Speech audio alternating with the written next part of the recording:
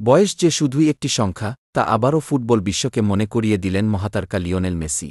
২০২৬ FIFA বিশ্বকাপে নিজেদের প্রথম ম্যাচেই আলজেরিয়ার মুখোমুখি হয়েছিল ডিফেন্ডিং চ্যাম্পিয়ন আর্জেন্টিনা। আর সেই ম্যাচেই মেসি দেখালেন তার জাদুকরি পারফরম্যান্স।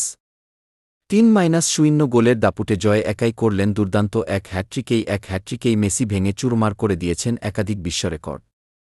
৩৮ বছর ৩৫৭ দিন বয়সে হ্যাটট্রিক করে তিনি এখন বিশ্বকাপের ইতিহাসের সবচেয়ে বয়স্ক হ্যাটট্রিকদাতা।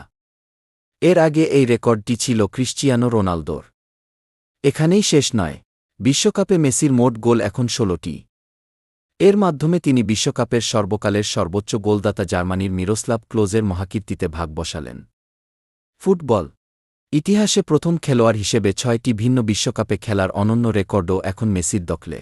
একদিকে মেসির রেকর্ডের সুনামি, অন্যদিকে নেইমারের কামব্যাকের লড়াই। ২০২৬ বিশ্বকাপ কিন্তু জমে ক্ষীর। মেসি কি পারবেন ক্লোজের রেকর্ড ভেঙে একভাবে বিশ্বকাপের সর্বোচ্চ গোলদাতা হতে? আর নেইমার কি পারবেন ব্রাজিলকে হেক্সা জেতাতে?